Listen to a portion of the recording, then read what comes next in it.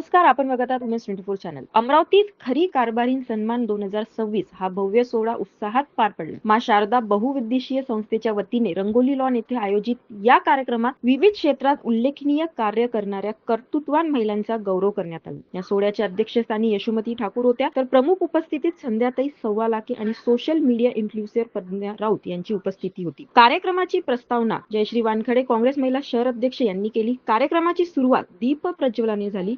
यावेळी खरी कारभारीण या संकल्पनेमागील उद्देश मांडताना आयोजकांनी महिलांच्या सशक्तीकरणावर भर दिला. कार्यक्रमात नवनिर्वाचित नगरसेवकांचाही विशेष सन्मान करण्यात आला. मान्यवरांनी आपल्या भाषणातून महिलांनी ध्येयवादी बनून संघटन शक्ती वाढवावी, तसेच आधुनिक काळात स्वतःची स्वतंत्र ओळख निर्माण करावी असेही मार्गदर्शन केले. अध्यक्षीय भाषणात यशोमती ठाकूर यांनी महिलांच्या अष्टपैलू कर्तृत्वाचे कौतुक करत आजची महिला ही केवळ घरापुरती मर्यादित नसून समाज आणि राजकारणातही सक्षम नेतृत्व करत असल्याचे सांगितले. या प्रेरणादायी सोहळ्याने महिलांच्या सन्मानाचा संदेश देत समाजात सकारात्मक ऊर्जा निर्माण झाली आहे. आपण सासू असतो, कधी आपण बायको असतो, पण आपण एकटा असतो आणि एकटे लढेन मी कुणाच्याही मदतीची वाट बघणार नाही.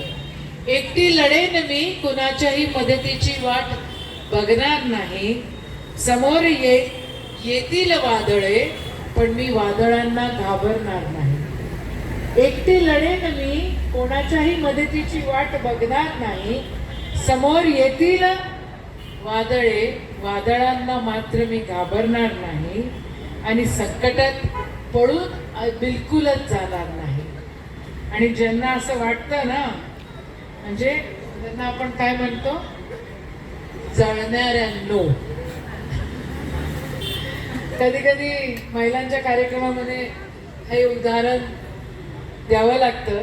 बघा, निर्माची ऍड होती की मेरी साडी तेरी साडी से सफेद कैसी. तर जळणाऱ्यांनो एक लक्षात ठेवा की क्षितिजाच्या पलीकडे जाईल मी. पण महिलांना समजून घेतलं पाहिजे, मग ते राजकारण असो किंवा संसार असो. आणि ज्या दिवशी खऱ्या अर्थानं आपण एक दुसऱ्यांना समजून घेऊ, त्या दिवशी आपलं आयुष्य अजून चांगलं होईल असंही वाटतं. प्रज्ञा या ठिकाणी होत्या आणि प्रज्ञा बोलत असताना असं म्हणाली की 4 बायकांच्या गॉसिप पासून मला दूर जायचं होतं आणि म्हणून मी रील करता करता म्हणजे आज एवढ्या महिलांना भेटत असते आणि त्यांना सांगत असते की एक दुसऱ्यांचा आधार बना. राजकारणामध्ये पण मी ते पाहिलंय, घरामध्ये पण पाहिलंय आणि संसारामध्ये जगत असतानाही पाहिलंय. मेरी साडी तेरी साडी से सफेद कैसी हे करण्यापेक्षा मेरी साडी तेरी सरी साडी के साथ ऐसी सफेद हो सकती है असं जर आपण म्हटलं तर आयुष्य अजून सफावे. ज्या मंडळींनी इथं येऊन कारभारीण अवॉर्ड घेतला त्यांचं सगळ्यांचं खूप खूप कौतुक. मला त्या ताई आल्या, काय मला त्यांचं नाव नाही आठवत, त्या म्हटल्या जरा लक्ष ठेवा बरं का म्हणे आमच्याकडे. हो, तुमच्या सगळ्यांकडे लक्ष आहे. जयश्रीताई, अजून चांगला पुढच्या वर्षीचा कार्यक्रम आपण घेऊ. आणि गुढीपाडवाच्या निमित्तानं हिंदू नवीन वर्ष या ठिकाणी सुरू होत आहे. खरं आजकाल हिंदू नावाचा खूप आरडाओरडा होत असतो आणि समाजामध्ये कशी दुफळी निर्माण होईल याचाही प्रयत्न होतो. आणि इलेक्शन आलं की हिंदू मुस्लिम तर होतच होतं.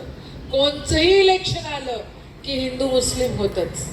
पण मला असं वाटतं हिंदू एक संस्कृती आहे आणि त्या संस्कृतीमध्ये सगळ्यांना सांभाळून घेण्याची शक्ती आहे. आणि जे लोक असं म्हणतात ना की आम्ही हिंदूंचे ठेकेदार, ते ठेकेदार नसून ते आता कॉन्ट्रॅक्टर झालेले आहेत आणि ते धर्म विकतायत. नाहीतर मग साधू संतांच्या वेशभूषेमध्ये छान छोट्याशा चिमुकलीचं त्या ठिकाणी हाल झाले नसते. आणि मग एखाद्या घरात बसलेली एखाद्या महिलेला कितीही श्रीमंत असली तरी मग तिच्याकडे तिला पोलिसांकडे जावं लागलं नसतं तर हिंदू हिंदू करणाऱ्यांनी गप्प बसावं आणि सर्वधर्म संभाव हा खरा हिंदूचा स्वाभिमान आहे तो सांभाळावा. उद्याचं हिंदू नवीन वर्ष आहे आणि त्या नवीन वर्षांमध्ये आपण कोणत्याही धर्माचे असो कोणत्याही समाजाचे असो आपण एक दुसऱ्यांना सांभाळून घेतलं पाहिजे अशी अपेक्षा करते. पुन्हा एकदा कारभारींना कारभार चांगला केला आहे म्हणून कौतुक करते आणि थांबते. जय हिंद. खूप खूप धन्यवाद ताई.